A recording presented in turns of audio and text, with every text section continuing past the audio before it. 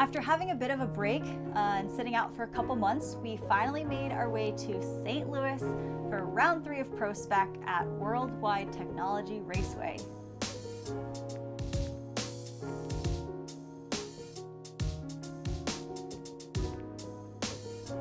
As usual, the crew went over the car on Wednesday to make sure it was ready to go for Thursday practice. In our first practice session on Thursday, I really wanted to concentrate on getting comfortable with this course again. Because we've been here before, we started with the same setup as last year and really just wanted to dial that in throughout Thursday. This layout is actually pretty difficult and it's very different from the previous 2 tracks we drove. The last 2 tracks were actually very similar in the sense that they had that figure 8 shape and there wasn't a lot of technicality or speed changes. This track, however, is very technical. You start out on this fast sweeper and then slow down into this hairpin and then you speed up again into a big sweeper only to slow down again for the final turn.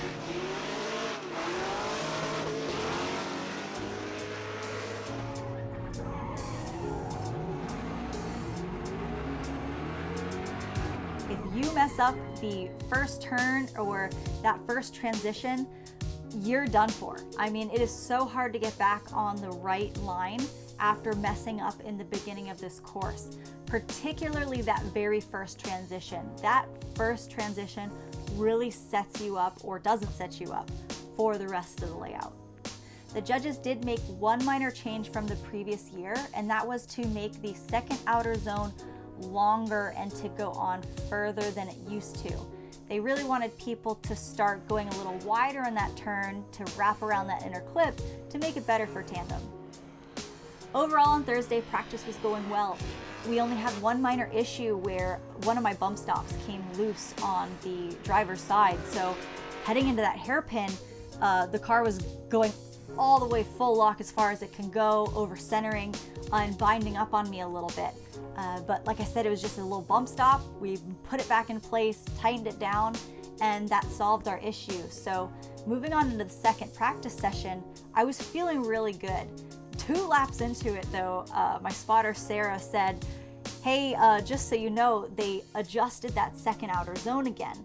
Before they had made it longer, but now they actually shortened it again. So the end of this new zone stayed where it was, but they pushed the beginning of this zone back further so that people would be already transitioned and the rear of their car would be in the zone versus the nose of their car and then the rear of their car. Overall, it made a huge difference. The whole flow of the track was so much better and it was gonna make Tandem a lot better as well.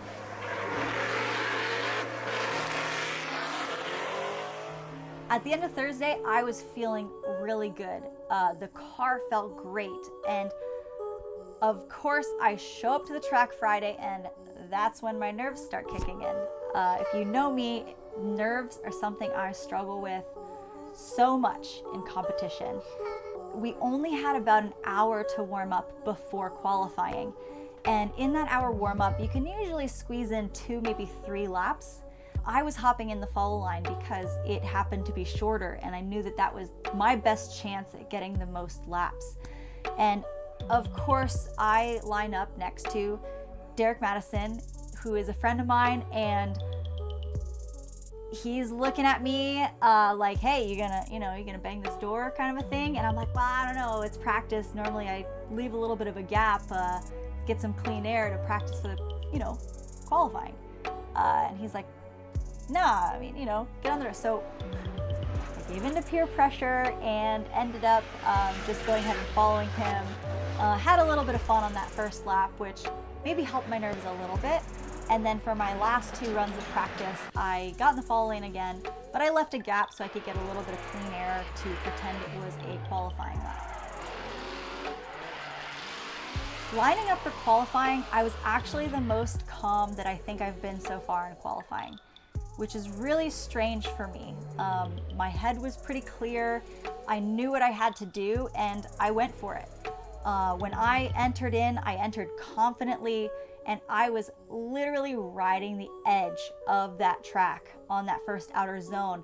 Like half of my tire was dipping down to the dirt and picking up some dirt, but I mean, I was right on the edge.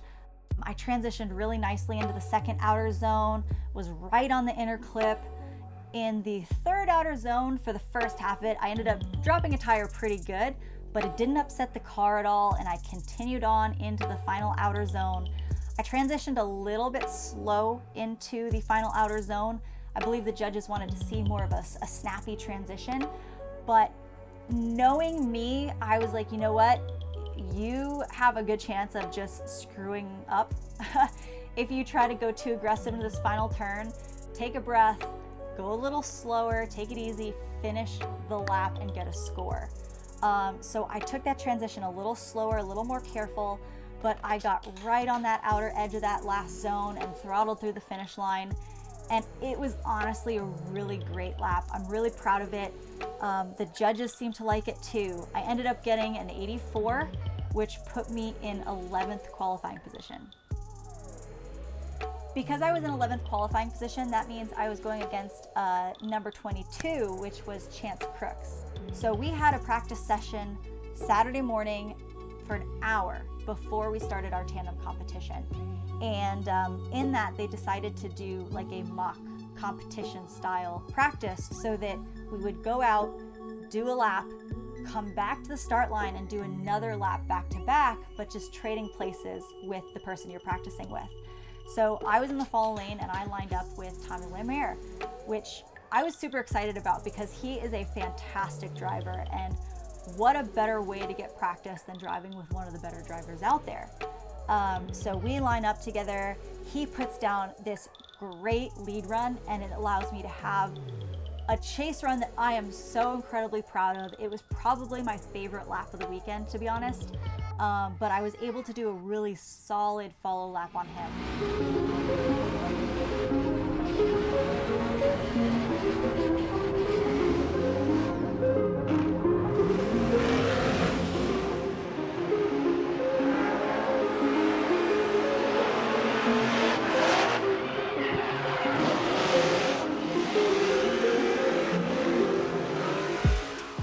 Unfortunately, he seemed to be having some overheating problems, so when I pulled back to the line for my lead lap, he had to pull off and go back to the grid. So unfortunately, he didn't get to follow me, but I did get to go do my lead lap. Ended up over rotating a little bit in the second outer zone. I think I was still a little hyped from my follow lap with Tommy, but I still felt okay. I continued on and I said, you know what, that's okay. I know what I need to do going into competition. Knowing what I need to do in competition and actually doing it are two different things, however. And me with my nerves, I pull up to the line and I'm leading first, and I'm starting to struggle, having my nerves get to me, and I'm just, Kelsey, calm down. You can do this. Just do what you need to do. You know what you need to do. I'm leading first. I enter into the course, and I was pretty good in that first outer zone. I could have been a little bit deeper, but I was in the zone and I filled it. Transitioned really nicely into that second outer zone. Was really good on that first inner clip. I think my third outer zone was really good as well.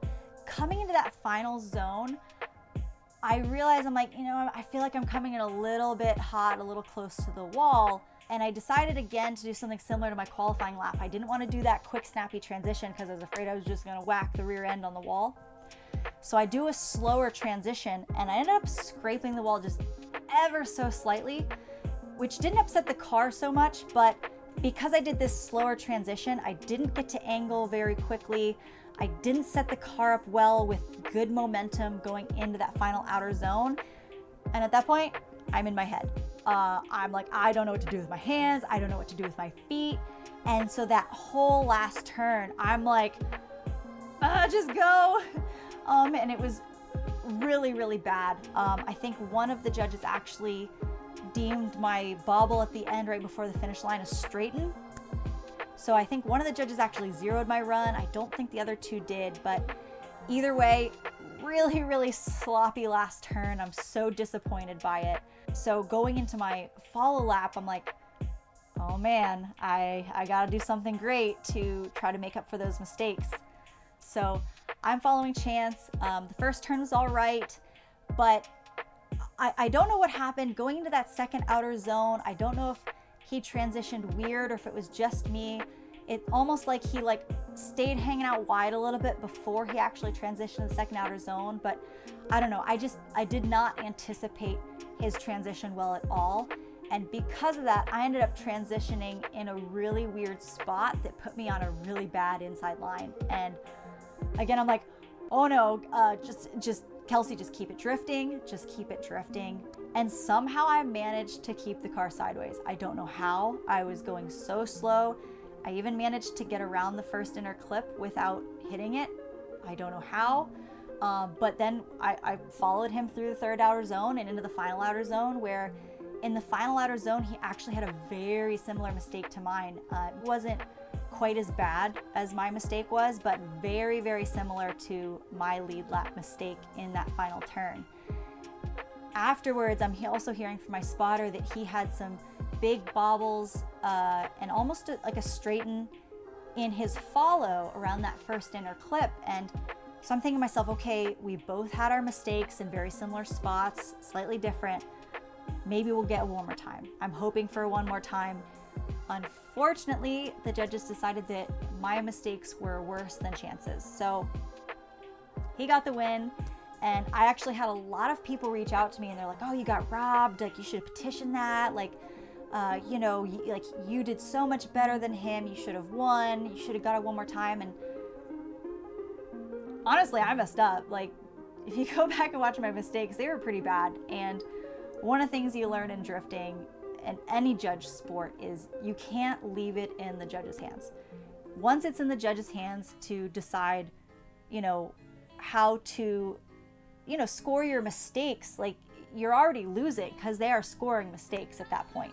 If I hadn't made the mistakes, there would be no question. So unfortunately, I left it in the judge's hands. That's nobody's fault but myself. I'm pretty bummed I made those mistakes, but overall, I'm pretty happy with my driving.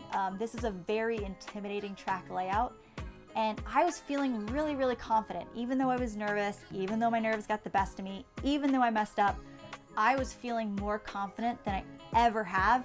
And this was probably some of the most fun I've had driving in an FD event in a while. The car was feeling good. The crew was doing great. We were all vibing. They did a great job making sure the car was perfect for me. And man, my follow lap with Tommy was just so much fun. I had so much to be proud of this weekend that I don't really consider it much of a loss. I would have loved to move on further. We all do. But at the end of the day, only one person gets on top of the box. And we continue to improve every round. So hopefully we have Irwindale next. It's going to be the last round, and it is a beast of a track. But I am ready for it, and I'm just hoping we can continue to improve. Hopefully we can, get up in top 16, top 8, maybe even go further. But we'll just see if I can get my nerves in check, and I'll do the best I can. So, see you at Irwindale.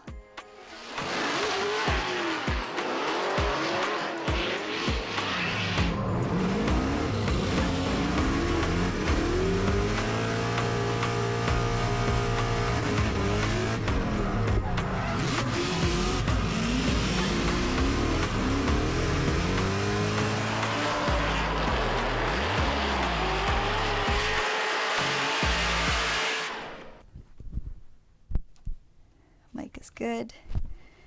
Awkwardly looking down my shirt. We finally made our way to St. Louis for round 3 of ProSpec competition at Worldwide Technology Raceway in St. Louis. I said that already. As usual, the car,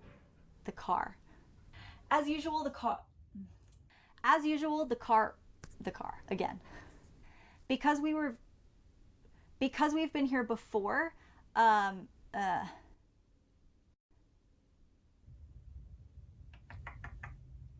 because I've been here before, man, I was doing good for a little bit. Because we've been here before, we started on the same setup we ran last year. Oh my goodness, this is gonna take a while. I went back out on track.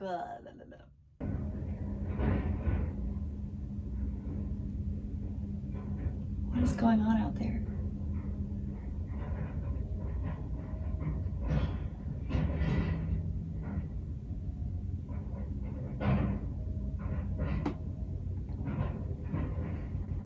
Don't know if my mic is picking that up. Oh gosh. I'm really good at this. What do I do with my hands?